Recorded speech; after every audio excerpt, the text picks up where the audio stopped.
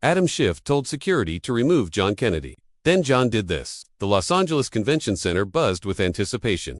Its vast hall bathed in the glow-off stage lights that cast long shadows across the polished floor. Hundreds of people filled the seats, a diverse crowd of local activists, curious voters, and media personnel, all drawn to a high-profile forum on election reform. At the center of it all stood Representative Adam Schiff, his sharp features illuminated as he gripped the podium, his voice cutting through the air with the precision of a seasoned prosecutor. Our democracy depends on a voting system that's transparent, accessible, and fair. Schiff declared, his words resonating with the audience. Every voice must be heard. Every vote must count. The crowd erupted in applause, a wave of approval rippling through the room. Camera crews from CNN and NBC tuned in, capturing the intensity of the moment, while reporters in the pre-section typed furiously, sensing the weight of Schiff's message. The forum held in the heart of Schiff's home state was his stage, a platform to champion reforms aimed at strengthening the electoral process. His navy suit was impeccably pressed, his posture commanding, and his eyes scanned the audience with a blend of conviction and control. The energy in the room was electric, a shared belief that change was not just possible, but necessary. But then a subtle shift occurred, a murmur that began in the back and spread like wildfire. Heads turned, eyes darted where the aisle where a lone figure emerged from the press area, moving with a deliberate, almost leisurely stride. It was Senator John Kennedy, his slightly rumpled suit and folksy smile instantly recognizable. The Louisiana senator, known for his down-home charm and knack for memorabilia, was an unexpected presence in this California stronghold. Whispers grew louder, a mix of surprise and curiosity as Kennedy stepped into the light, his hands casually tucked in his pockets. Schiff's speech faltered for a split second, his gaze locking onto Kennedy with a flash of irritation. The crowd's applause faded into a hum of confusion, and the air grew thick with Senator Kennedy, Schiff said, his voice steady but laced with steel. This is not your event. The words hung in the air, sharp and unyielding, as Schiff's hand tightened on the podium. A ripple of laughter broke out from a corner of the room, mostly from Schiff's supporters. But Kennedy didn't flinch. Instead, he raised a hand, palm open, as if asking for a moment's grace. No, hold on, Representative Schiff. Kennedy drawled, his voice warm and resonant, carrying the cadence of a Southern storyteller. I just want to say one little thing. His smile widened, his eyes twinkling with a mix of mischief and confidence, as if he'd walked into tense rooms 100 times before and come out unscathed. The crowd's reaction was immediate and divided. A man in a baseball cap near the back shouted, "Let him talk," while a group of young activists closer to the stage countered with, "Get him out." Phones were raised, their screens glowing as attendees began recording, sensing a moment that could go viral. Schiff, his jaw set, leaned slightly into the microphone, his tone and Senator, you weren't invited, he said, each word measured but firm. This is a forum for serious discussion, not interruptions. The crowd buzzed, some clapping in support of Schiff's resolve, others murmuring in anticipation of Kennedy's move. The senator standing in the aisle tilted his head slightly, as if weighing Schiff's words, his expression one of amused patience. I hear you, Representative Kennedy, replied, his voice carrying effortlessly despite the lack of a microphone. But if we're talking about fair elections, don't I get a say? Too. A few chuckles broke through the tension, and a woman in the middle row nodded instinctively, drawn in by Kennedy's easy charisma. The room was a powder keg, every eye fixed on the two men, one a pillar of disciplined authority, the other a master of disarming charm. Schiff, sensing the risk of losing control, signaled to the security team stationed near the stage. Please escort Senate out, he said, his voice calm but resolute, leaving no room for negotiation. Two guards in sleek black suits moved swiftly, their polished shoes clicking against the floor as they approached Kennedy. The senator stood his ground, his posture relaxed, his face etched with the lines of a man who'd faced far greater challenges than a pair of security guards. The crowd's whispers grew into a roar, a chaotic blend of cheers and jeers. Give him a chance, yelled a guy in a flannel shirt, while a woman near the front countered, stick to the program. The cameras panned between Schiff and Kennedy, capturing nuance of the unfolding drama. Kennedy, unfazed by the approaching words, raised both hands, not in surrender, but as if asking the world to pause. Folks, let's not get too excited. Now, he said, his voice cutting through the noise like a warm breeze. I'm not here to cause a ruckus. I just think if we're talking about making elections fair, we ought to let everyone have a word. His words, simply yet pointed, struck a chord with some in the audience. A middle-aged man in a checkered jacket stood up, clapping slowly, while a group of students in the back exchanged glances, intrigued by Kennedy's boldness. Schiff, still at the podium, narrowed his eyes, his scene. He was no stranger to political sparring, but Kennedy's audacity was a different kind of challenge. Leaning forward, Schiff spoke into the mic, his voice sharp as a blade. Senator, this is a forum for solutions, not stunts. You are not on the agenda. His words drew a surge of applause, particularly from the left side of the room, where his supporters clustered their signs reading, Schiff, for fair elections. But the mood was shifting, a current of curiosity rippling through the crowd. Kennedy tilted his head again, his smile unwavering, as if he just thought of something clever. Agenda, he said, his voice soft, but loud enough for a nearby mic to catch. I've been left off plenty off agendas, but I've never been one to stay quiet. He glanced at the audience, locking eyes with young and old, skeptical and curious alike. A woman in a green sweater shouted, "That's right, speak," while another group near the stage yelled, "Get out." The noise swelled a storm on the verge of breaking. Schiff stood firm, his gaze fixed on Kennedy, his fingers gripping the podium. He knew Kennedy's charm, that coffee-sipping porch-talking style, but he wasn't about to let it derail his event. Senator Schiff said, his voice lower now, commanding attention, "If you have something worth saying, sign up like everyone else. This isn't your stage." The crowd clapped again, but the applause was softer, as if part of the audience was waiting to see what Kennedy would do next. The senator, with a look that suggested he'd just found the perfect opening, took a small step forward, still keeping a safe distance from the security team. "I don't need the whole stage representative," he said, his voice steady and clear. "Just 1 minute to say hot. I think folks here need to hear." He paused, looking directly at Schiff, then turned to the crowd, his arms open as if inviting them to join him. "What do y'all think? Is 1 minute too much?" The room erupted into chaos. A group of young attendees in the back shouted, "Let him speak." An older man in a denim jacket stood up, his voice booming, "Give him a chance." But another group near the stage protested, "No, get him out." Reporters in the corner typed furiously, their laptops glowing as they drafted headlines. A PBS camera zoomed in on Kennedy, its lens capturing his calm, almost serene smile. Schiff, though reluctant, felt pressure mounting. He knew refusing Kennedy outright might make him appear of dialogue, a perception he couldn't afford. After a moment's pause, his mind calculating the risks, he nodded, his eyes still wary. "Fine, Senator," he said, his voice icy but controlled. 1 minute, make it count, and don't waste our time." He stepped back slightly, signaling the securititum to stand down.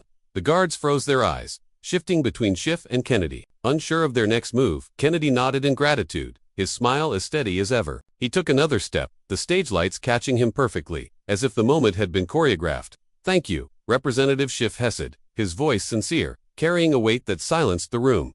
"I won't let you down." The air crackled with anticipation, every breath held as Kennedy prepared to seize his minute, and the crowd leaned in, ready for whatever came next. The Los Angeles Convention Center was a cauldron of anticipation, the air thick with the weight of an unexpected showdown. Stage lights poured down on Senator John Neely Kennedy, standing in the aisle with a rumpled suit and a smile that seemed to invite everyone into a conversation. His presence, unscripted and bold, had disrupted Representative Adam Schiff's carefully orchestrated forum on election reform. And now, with Schiff's reluctant omission, Kennedy had 1 minute to speak. Schiff stood at the podium, arms crossed, his sharp gaze fixed on the senator, his posture rigid with the tension of a man who knew the room could slip away. The crowd, activists, voters, and media sat on the edge of their seats, phones raised like a constellation of tiny screens capturing every heartbeat of the moment. The silence was electric, broken only by the faint hum of the convention center's air conditioning and the occasional stool of an audience member shifting in their chair. Kennedy, unfazed by the scrutiny, cleared his throat, his movements deliberate as if he were about to share a story with old friends at a diner. "Thank you, Representative Schiff, for giving me this 1 minute," he began, his voice a warm rolling draught that carried the cadence of a Louisiana sunset. "I'm not here to make a fuss or steal your stage. I just want to say something I've learned from folks I've met all across this country, folks who want to be heard, who want their piece off the American dream." His words landed gently like pebbles in a still pond, and the audience leaned in, some instinctively nodding at the sincerity in his tone. Kennedy's eyes moved across room, locking briefly with a young woman in a hoodie, then an older man in a checkered shirt, as if speaking directly to each of them. "I grew up in a little town where people didn't always see eye to eye." He continued, a faint smile tugging at his lips. "They'd argue about politics, about who made the best gumbo, about whether the sun rose better on one side of the river or the other. But when the day was done, they'd pull up a chair, share a meal, and remember they were neighbors." Scattered chuckles broke out. The crowd, charmed by the image of small-town life, painted with such ease. A woman in her 40s sitting near the middle whispered to her friend, He talks like my uncle," her voice tinged with warmth. Schiff on the podium felt the room tilting toward Kennedy, his fingers tightening around the microphone stand. He'd faced before, but Kennedy's knack for turning a moment into a story was a different beast, one that threatened to unravel his control. Kennedy's voice grew steadier, his tone shifting from nostalgic to resolute. Representative Schiff's talking about fair elections, and I'm with him. Every vote should count. Every voice should matter. Hesed and nodding toward Schiff with a gesture that felt almost Khalil. But fairness doesn't come from shutting folks out or shouting louder. It comes from listening, even when it's tough, even when we're on opposite sides. His words hit a nerve, and a murmur of agreement rippled through the crowd. A man in a baseball cap near the back stood up, clapping slowly, his voice cutting through the hum. That's right. Others joined in the applause, growing from a trickle to a wave, catching some of Schiff's supporters off guard. A group of college students in the corner exchanged glances, one muttering, didn't expect to agree with him. The cameras from NBC2, local affiliates zoomed in on Kennedy, capturing the way his hands moved with purpose, emphasizing his points without overpowering the room. Reporters in Theparis section typed, frantically, their laptops glowing with drafts of stories that would soon flood the internet. Kennedy turned Schiff's forum into a plea for unity. Social media was already stirring a 20-second clip of Kennedy's speech posted by an account called Kali Pulse with the caption, Senator Kennedy just dropped a truth bomb at Schiff's event. The clip showing Kennedy's earnest plea for listening was gaining traction with likes and shares. Climbing by the second. Comments ranged from this guy gets it to Schiff needs to take back the mic. The hashtag #KennedySpeaks began to trend, a digital echo of the energy in the room. Back in the convention center, the crowd was a tapestry of reaction. Some leaned forward, captivated, while others sat back, arms crossed, skeptical of Kennedy's charm. A group of activists near the stage holding signs that read, Schiff for fair elections, shook their heads, one whispering, he's derailing the whole thing. But across the aisle, a cluster of older attendees nodded along, their faces softening. As Kennedy spoke, a woman in a green sweater turned to her husband, saying, he's making sense, why can't we just talk like that? The divide was clear, but Kennedy's words were weaving a thread of connection, even among those who disagreed. Sensing his time was nearly up, Kennedy raised his voice, infusing it with a quiet passion that commanded attention. I've traveled this country, met all kinds of people, farmers, nurses, folks working 2 jobs to get by, he said, his eyes sweeping the room. They don't want to fight. They want to be respected, to know their vote matters. If we can't give each other 1 minute to listen right here, in this room, we're failing them. He paused, letting the weight of his words settle, and the room fell silent, every eye on him. Then, with a final flourish, he raised a hand, his voice firm, but warm. That's all I've got, folks. Let's keep talking, not tearing each other apart. He stepped back, bowing his head slightly, as if signaling the end of a performance that needed no encore. The hall exploded, applause roaring from every corner, not just from those already inclined to support Kennedy, but from new, swept up by his call for unity. A man in his 60s, sitting in the 5th row, stood up, his voice booming. Well, said Senator, even a few of Schiff's supporters clapped reflexively, caught in the emotional tide. The chaos was immediate and visceral.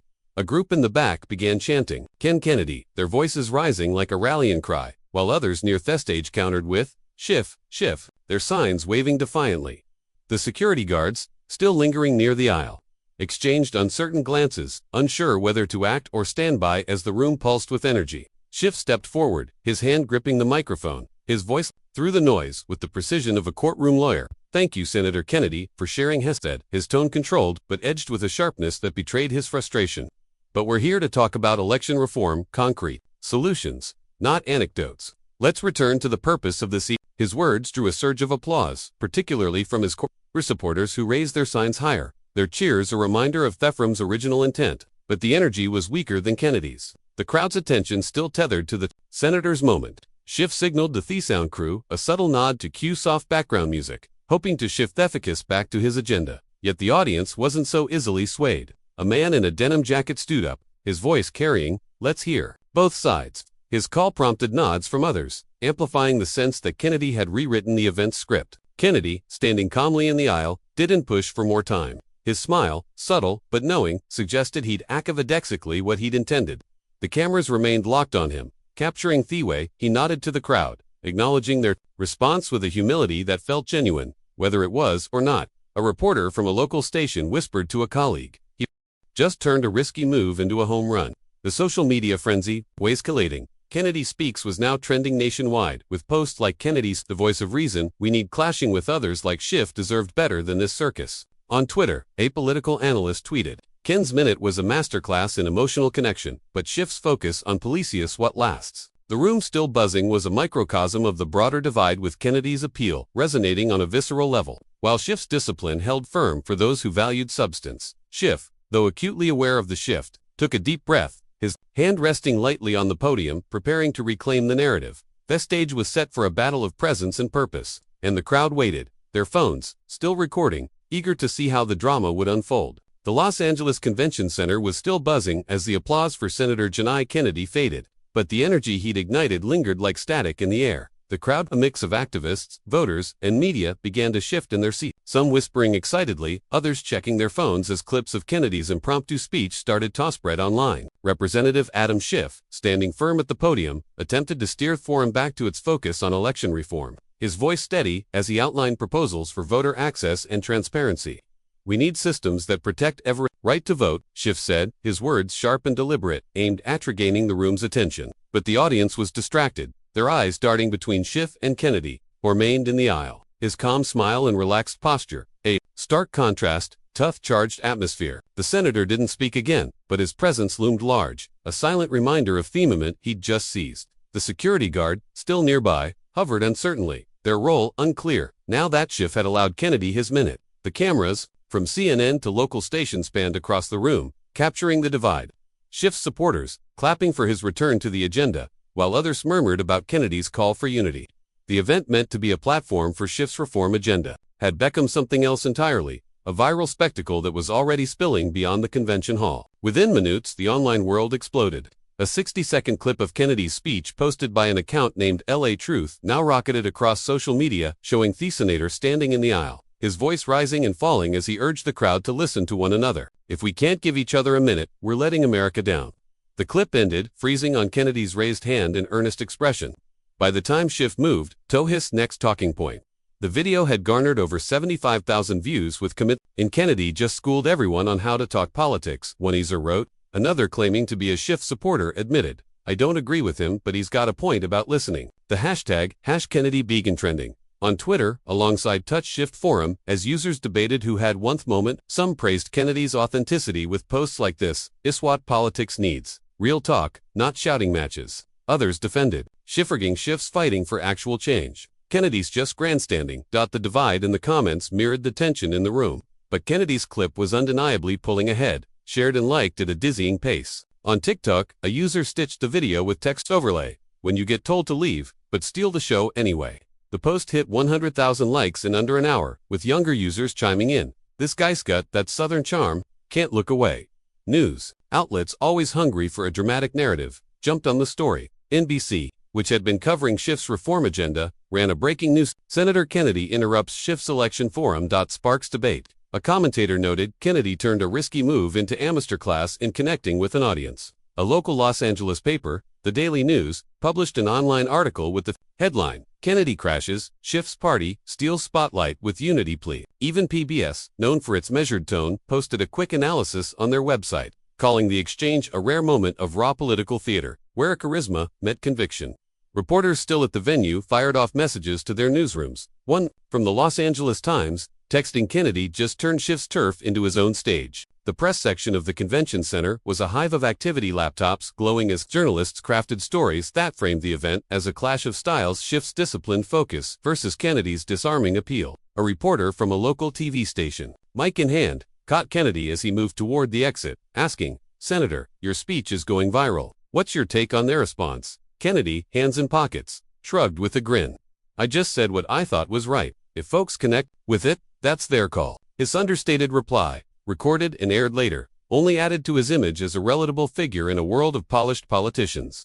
Backstage, in a small office cluttered with campaign materials, Schiff sat with his team, the glow of a laptop screen illuminating their faces. His aide Sarah scrolled through social media, her expression a mix of frustration and urgency. "They're calling Kennedy the hero of dialogue," she said, her voice low. "This clip is everywhere. Twitter, YouTube, even Instagram Reels. We need to post something, Adam, or he's going to own the narrative." Schiff, still in his navy blazer, leaned back in his chair, his fingers steepled as he stared at the ceiling. "I'm not chasing likes, Sarah," he said, his tone firm, but tinged with fatigue. "I came here to talk about election reform, about making sure every vote counts. If Kennedy wants the internet's applause, let him have it." Sarah nodded, but her eyes stayed glued to the screen where a new post read, "Schiff strong, but Kennedy made Therum listen." Another aide, a young man named Ethan, piped up, "We could do an interview with a local station. Get your message back out there." Schiff shook his head, his gaze steady. "We stick to the plan. I'll meet with community leaders tomorrow, talk to voters directly. That's what matters." His resolve was unshaken, but the weight of the moment was clear. Kennedy's minute had shifted the event's trajectory, and the media storm was only growing. Meanwhile, Kennedy, now in a black SUV, weaving through Los Angeles traffic, leaned back in his seat, his phone buzzing with notifications. His aide, Mark, held another phone, reading comments aloud with barrel-contained excitement. "Senator, listen to this. Kennedy just reminded us what politics could be. This video is at 150,000 views. Already." Mark laughed, shaking his head.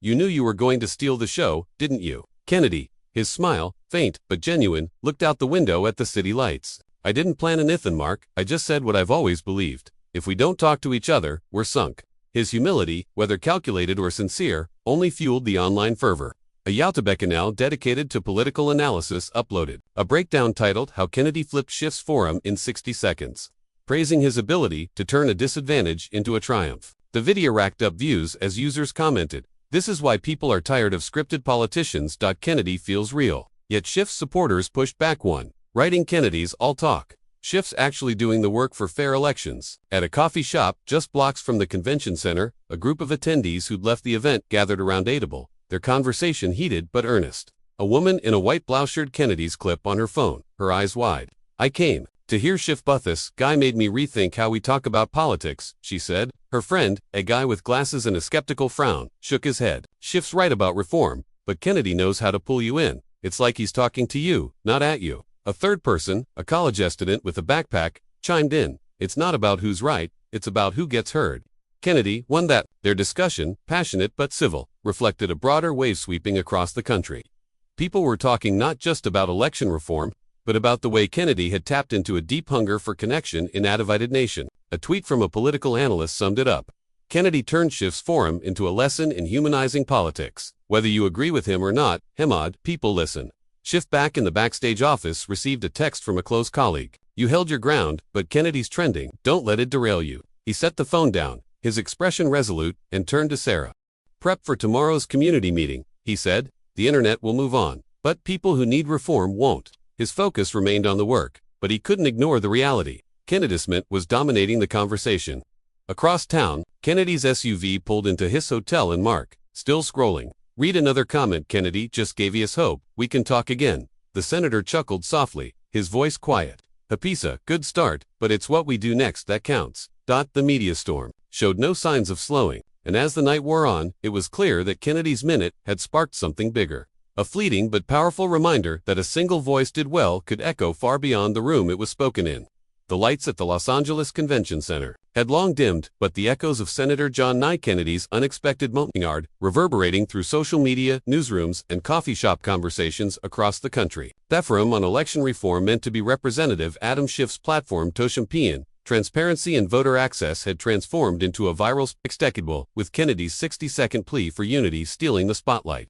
As a ton spelled out, into the warm California night, their phones buzzed with notifications, clips of Kennedy's speech racking up hundreds of thousands of views. Hashtags like #Kennedy's Pans, Schiff Forum, trending, and news outlets churning out headlines that framed the event as a clash of political styles. Schiff, now maintaining his steadfast demeanor on the podium, retreated backstage to face his team in a flood of online reactions, while Kennedy, with his folksy charm, left the venue under a wave of applause and media attention. The event was no longer just a policy discussion, it had become a cultural moment, a snapshot of America's polarized pulse, and a chanchetto reflect on what it all meant for a nation grappling with division. In the days that followed, the story of Kennedy's interruption and Schiff's response took on a life of its own.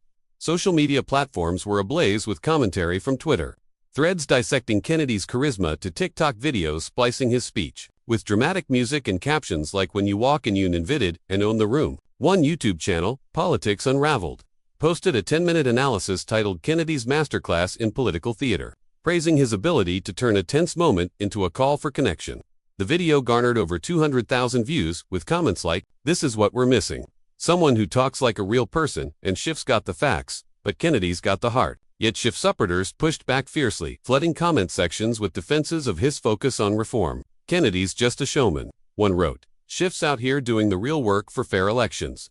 The online divide mirrored the convention hall, with Kennedy's appeal resonating broadly. but Schiff's resolving in respect from those who valued substance over spectacle. News outlets amplified the narrative with NBC running a segment titled Kennedy's Unity Plea Shakes Up Schiff's Forum, while a local Los Angeles station aired an interview with an attendee who said, "I came for Schiff, but Kennedy made me think. We need to talk more, not less." Even Pacifier Neutral published an article calling the exchange a rare glimpse into the war of dialogue in a fractured political landscape. Back in Los Angeles, Schiff wasted no time dwelling in the media storm. The morning after the forum, he appeared at a community center in a working-class neighborhood, meeting with local organizers and residents to discuss voting access. Standing before a small but attentive group, he spoke with the same clarity he'd brought to the convention center. His navy blazer, replaced by a rolled-up dress shirt, his tone earnest. "I'm neither for headlines or viral clips," he said, his voice low but fiery. "I'm here for the people who need a system that doesn't shut them out." A single mother in the front row, holding a notebook, nodded vigorously, whispering to her neighbor, "This is why I trust Schiff." His team, still reeling from the online frenzy, watched from the lines, one aide quietly checking Twitter, where a new post read, "Kennedy's trending, but Schiff's still fighting for us." Schiff's refusal to engage in the social media chase was deliberate, a reflection of his belief that real change happened in rooms like this, not on screens. Later, as he shook hands with attendees, a retired teacher approached him, her voice sincere. "You did good up there. Even with that senator stirring things up," she said. Schiff smiled, his first genuine one of the day. "Thanks for sticking with me," he replied, his focus already shifting to the next meeting. His resolve was unshaken, but the weight of Kennedy's moment was undeniable. It had shifted the public's gaze, if only temporarily. Kennedy, meanwhile, leaned into the attention without overplaying his hand. Back in Louisiana, he continued his usual routine of meeting voters, his style as approachable as ever. At a community event, he stood in a parking lot, sipping coffee from a paper cup, chatting with locals about everything from gas prices to education. When someone mentioned the Los Angeles Forum, he chuckled softly. His ice-breaking, "Folks, I just said what I've always said, politics isn't about winning, it's about listening," he told group, his voice carrying the same warmth that had captivated the convention center. His words, quoted in a local newspaper, further cemented his image as a unifier in a divided world. A post from his official Twitter account, simple and direct, read, "Thanks Los Angeles for giving me a minute. Let's keep talking even when we don't see eye to eye." The post garnered tens of thousands of likes with replies ranging from "You're the voice, we need to stick to your own state senator." Kennedy's aide, Mark, couldn't resist gloating as they drove to the next event, his phone buzzing with notifications. "That clip's at 500,000 views now," he said, grinning. "You're a rock star." Kennedy just shook his head, his smile faint. "If it gets people thinking, that's enough for me," he said, though Thetwinkle in his I suggested he knew the impact he'd made. The ripple effects off the event reached beyond the two men at its center. At a diner near the convention center, a group of attendees from the forum gathered days later, their conversation, a lively mix of debate and reflection. A woman in her 30s, a community organizer who'd come to support Schiff, played Kennedy's clip on her phone, her expression conflicted.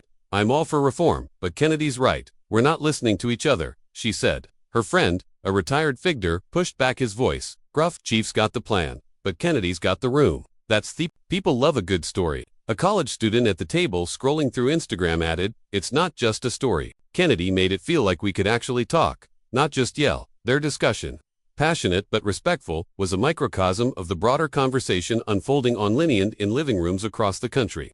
A political analyst on a cable news show captured the sentiment. Kennedy tapped into a hunger for connection, but Schiff reminded us that connection without action is just noise. The comments shared widely on social media prompted nods from viewers who saw truth in both perspectives. Weeks later, a quiet but poignant moment brought the story full circle. At a bipartisan event in Washington, Schiff and Kennedy crossed paths. In a crowded lobby, no cameras or crowds to amplify the encounter. Schiff, in a crisp suit, spotted Kennedy across the room, his rumpled jacket, an easy grin unmistakable. For a moment, neither moved, the Memorial of Los Angeles hanging between them. Then Schiff walked over, extending a hand. "Senator, you sure know how to make an entrance," he said, his tone half joking, half respectful. Kennedy lawed, a deep hearty sound, and shook Schiff's hand firmly. "Representative, just give me a heads up next time, and I'll bring my own mic," he replied, high-sized twinkling. They shared a brief nod, a silent acknowledgement of their differences and their shared commitment to public service. The exchange unnoticed by the bustling room was a small but powerful reminder that beneath spectacle both men were driven by a desire to serve even if their methods diverged. The lesson from the Los Angeles Forum was clear, and it resonated. Beyond the convention center's walls, in a polarized world, the ability to listen and speak with sincerity can cut through the noise while staying true. Tune's principles ensures lasting impact. Kennedy's minute of storytelling showed that a single authentic voice could shift a room, tapping into a universal longing to be understood. His call for dialogue, rooted in the simple act of sitting down together, reminded people that connection is the first step toward progress. Schiff, with his unwavering focus on election reform, demonstrated that real change requires persistence, even when the spotlight fades. His refusal to chase viral fame underscored the value of working for those who need it most, not those who clap the loudest. Together, their clash offered a roadmap for navigating division. Like Kennedy, use personal stories to build bridges. Like Schiff, hold fast to goals that serve the greater good. The story encouraged everyone, whether at a family dinner, a community meeting, or an online forum, to give others a minute to be heard, to listen without judgment, and to act with purpose. One moment after dialogue might not solve every problem, but it's a start, and in a fractured nation, that start is everything. As Thebus from Los Angeles faded, a quiet question lingered in conversations from coast to coast. If 1 minute could spark such a reaction, what could happen if we gave each other